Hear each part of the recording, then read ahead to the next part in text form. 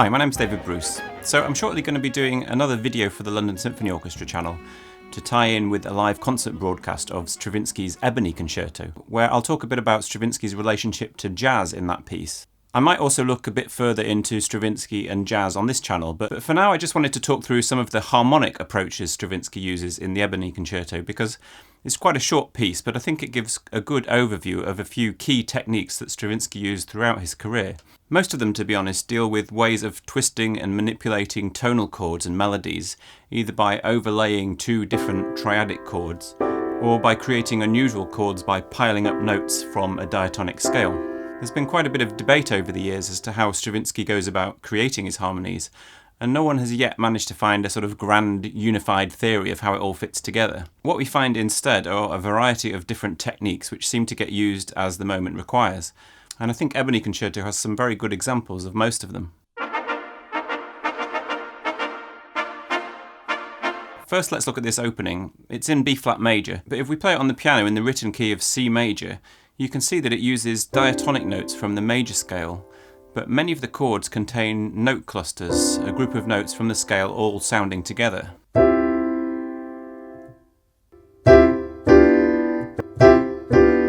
In several of them, this results in a major triad with an added fourth. Here's a G7 with an added C, and here's the C major with an added F, a chord which will become important later in the piece, as we'll see. The way parts of the chord move in parallel motion while others stay the same underneath is also a fairly classic Stravinsky strategy. Here's the same process in the famous passage from Stravinsky's Petrushka. The next section on the saxes shifts everything down a semitone to A major, and things get much more chromatic.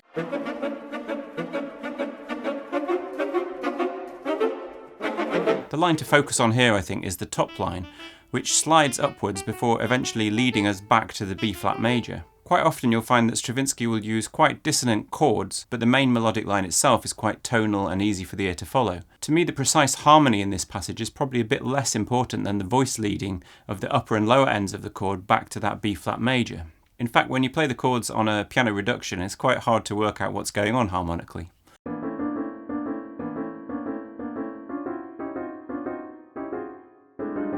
At letter 4 in the first movement, the harp outlines this interesting B-flat minor pattern. And a few bars later, the trumpets enter with an E minor arpeggio.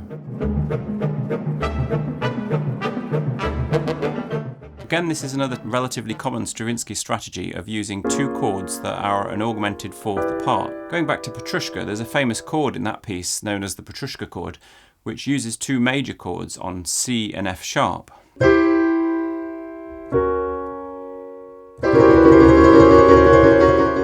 But here we have two minor chords instead, but still separated by that augmented fourth. One more thing about this, if you add the notes from the B-flat minor 7 chord to the E minor 7 chord, you get what's known as an octatonic scale, a scale which alters major and minor seconds throughout, which is found in pieces throughout Stravinsky's career. So next comes a nice clear example of two of the techniques we've already looked at, the use of parallel motion and a polytonal mixture of triadic chords. As you can see, the right hand of the piano plays an E minor triad while the left hand moves down through a series of major chords.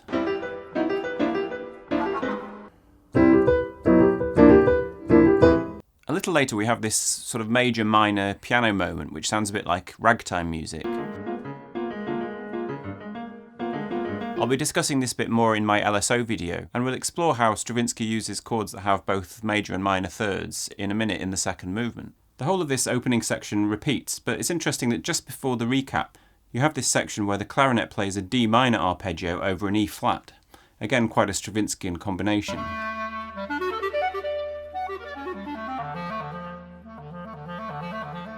And what's interesting is those effectively form a dominant seventh. You have the F and the A from the D minor chord, and you have E flat in the bass clarinet. And they lead back to the B flat of the opening.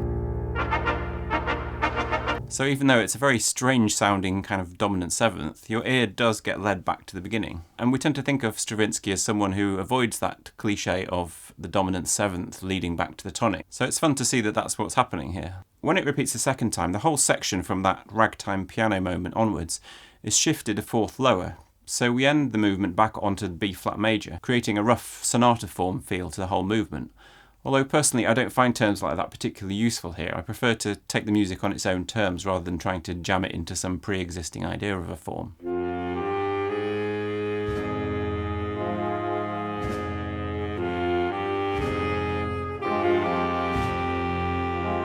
In the second movement we have this bluesy idea. Initially it's accompanied by this chord progression that gradually slides down. Together with the minor mode melody above it, it's disarming how purely tonal Stravinsky can be at times. And I think his willingness to be so straightforward at times is what causes theorists some difficulty in finding an overall coherence within his music. This section is followed immediately by something far more harmonically pungent.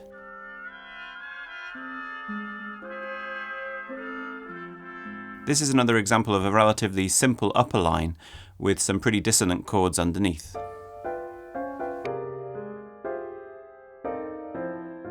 The bluesy sound of the melodic writing comes from another mixture of major and minor thirds, and this is again a technique that Stravinsky had used for years. Here's an example from his piano piece Les Cinq Doigts.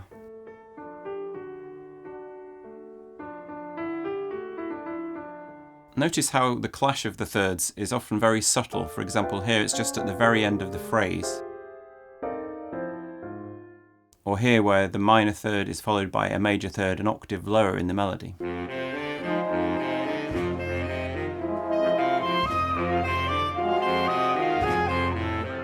Stravinsky never really overstates the clash of the thirds.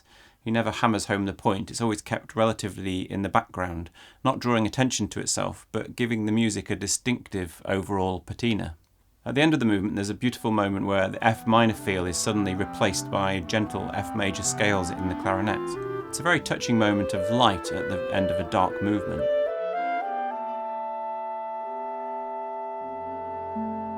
The opening chords of the third movement are fascinating. It sounds to my ears like a tonic chord in D, in that it does sound a bit unusual, but it doesn't sound unstable or unresolved.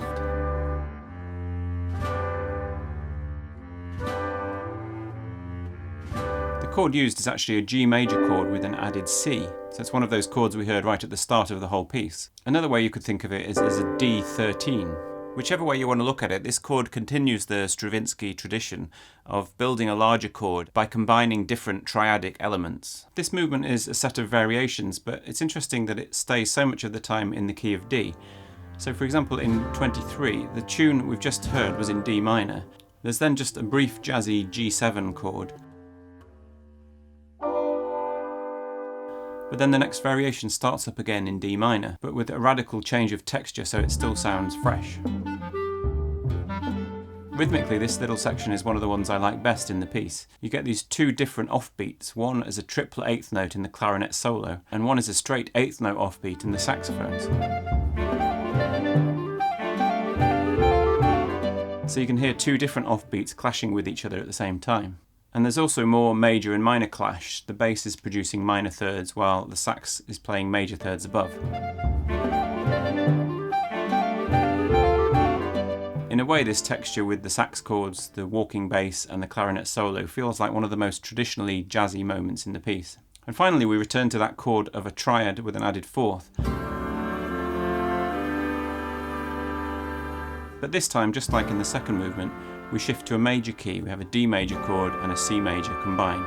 And here there's a particularly genius stroke of orchestration with those flutter-tongued harmon mutes to end with.